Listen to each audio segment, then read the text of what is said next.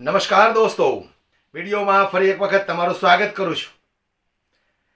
આ વખતે ભારતીય જનતા પાર્ટીનો નારો છે અબ કી બાર 400 કે પાર। ત્યારે હું પૂછવા માંગુ છું નરેન્દ્રભાઈ મોદીને કે તમને આટલો બધો કોન્ફિડન્સ છે, એની પાછળનું કારણ શું છે?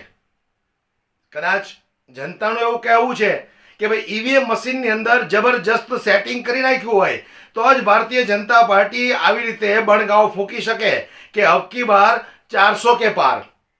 ત્યારે આમ આદમી પાર્ટીના નેતા સંજય સિંઘે જે રીતે નરેન્દ્ર મોદીની હવા કાઢી નાખી છે દોસ્તો, એ વિડીયો હું તમને બતાવવાનો છું। પણ વિડીયો 4 મિનિટનો છે, 4 મિનિટનો વિડીયો છે, પૂરેપૂરો સાંભળી લેજો। જે રીતે નરેન્દ્ર મોદીની હવા કાઢી નાખી છે આમ આદમી પાર્ટીના નેતા સંજય સિંઘે, જેટલી જગ્યાએ નરેન્દ્રભાઈ મોદીએ બણગાવો ફૂંક્યા છે કે અબ કી બાર આટલાને પાર, ત્યાં એમની કેવી હાલત થઈ છે એ દશા જોઈને મને એવું લાગે છે કે જે રીતે ભારતીય જનતા પાર્ટી બણગાવો ફૂંકી રહી છે કે અબ કી બાર 400 કે પાર, તો 250 સીટ લાવી પણ મુશ્કેલ બની જશે એવું લાગે છે।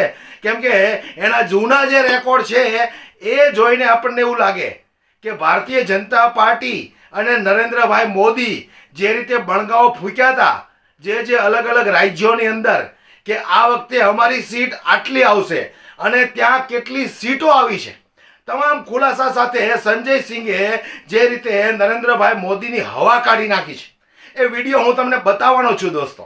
પણ હું આશા કરું કે 4 મિનિટનો સમય કાઢીને એ વિડીયો પૂરો સાંભળી લેજો। જે રીતે ભારતીય જનતા પાર્ટી બણગાવો ફૂંકે છે, આપણને એવું લાગે કે ભાઈ ઈવીએમ મશીનની અંદર આ લોકો એટલું સેટિંગ જબરજસ્ત કરતા હશે, અને થાય પણ છે। ઈવીએમ મશીનને લઈને ઘણી બધી ગરબડીઓના વિડીયો આપણી સામે આવ્યા છે, મેં પણ જોયા છે, તમે પણ જોયા છે, જનતાએ પણ જોયા છે।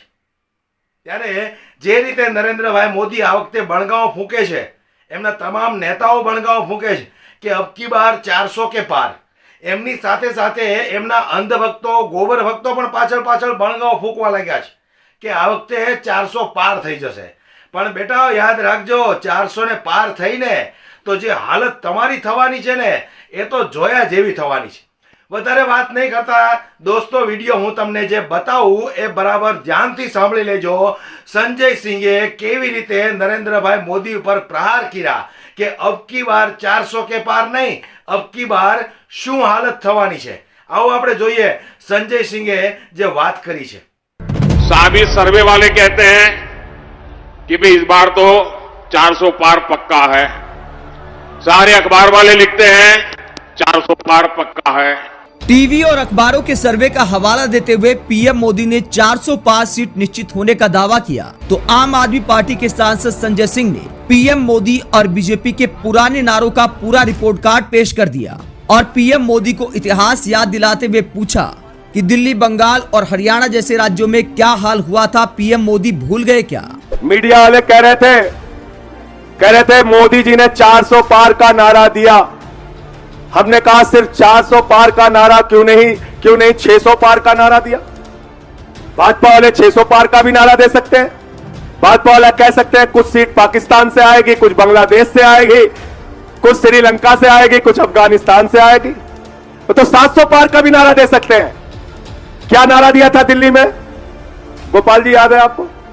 45 पार। कितना नारा दिया था बीजेपी वालों ने? कितना दिया था? आई कितनी?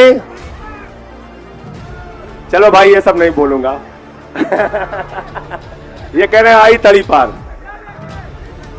8 सीट आई, 8 सीट, 8 सीट आई, 8 सीट। बंगाल में कितना नारा दिया था? 200 पार। कितना नारा दिया था?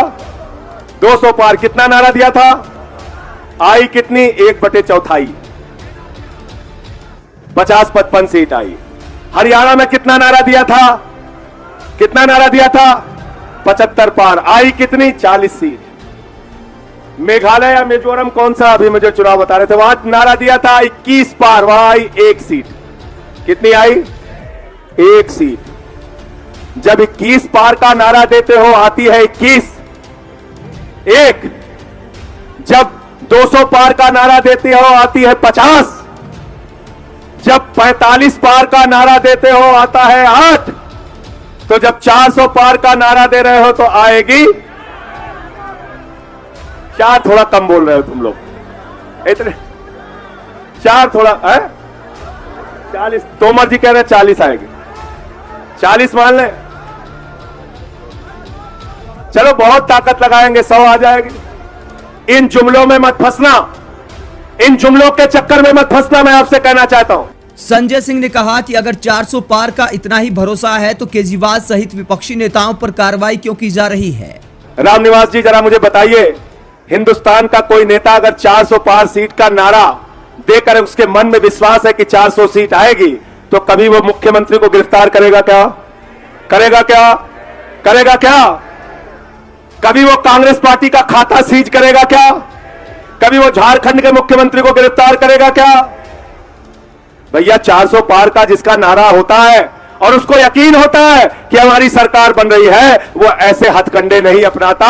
इसलिए मोदी जी हार रहे हैं और 2024 में वापस जा रहे हैं। संजय सिंह ने तमाम राज्यों में बीजेपी का रिपोर्ट कार्ड दिखाते हुए 400 पार के नारे का मजाक उड़ाया। तो पीएम मोदी दावा करते हैं कि उन्हें तो चुनाव प्रचार करने की जरूरत ही नहीं है, बस वो तो जनता से मिलने आते हैं। मैं तो मेहनत इसलिए करता हूं कि मुझे आपके दर्शन करने का सौभाग्य मिल जाता है, अपनों से मिलने का आनंद होता है, अपनों को मिलने से ऊर्जा मिलती है, अपनों को मिलने से प्रेरणा मिलती है, और इसलिए मैं आपके बीच आता रहता।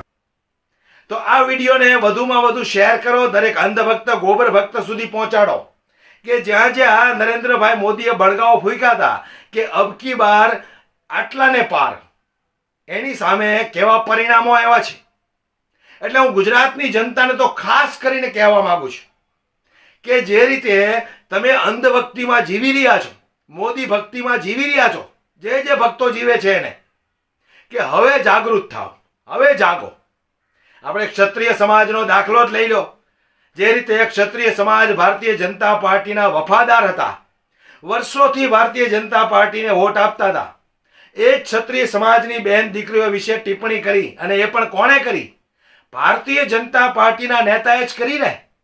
છતાંય ક્ષત્રિયોનું જે ઓલી માંગ હતી કે ભાઈ પરસોત્તમ રૂપાલાની ટિકિટ કેન્સલ થવી જોઈએ, તો ક્ષત્રિયોનું જરા પણ માન રાખ્યું ન રાખે, કારણ કે ઘમંડી અભિમાની સરકાર છે। છતાંય જનતા જાગૃત કેમ નથી થતી? જાગૃત થવું પડશે, નહીતર આ વખતે જે રીતે ક્ષત્રિય સમાજનું અપમાન થયું છે એવી રીતે કાલ સવારે બીજા કોઈ સમાજનું અપમાન થશે। પણ જે રીતે સંજય સિંહે નરેન્દ્રભાઈ મોદીની અને પૂરી ભારતીય જનતા પાર્ટીની હવા કાઢી નાખી। વિડીયો પસંદ આવ્યો હોય તો લાઈક શેર કરવાનું દોસ્તો બિલકુલ ભૂલશો નહીં। અમારી યુટ્યુબ ચેનલમાં જો તમે નવા હો તો અમારી ચેનલને સબસ્ક્રાઇબ કરીને બેલ આઇકન પ્રેસ કરી દેજો।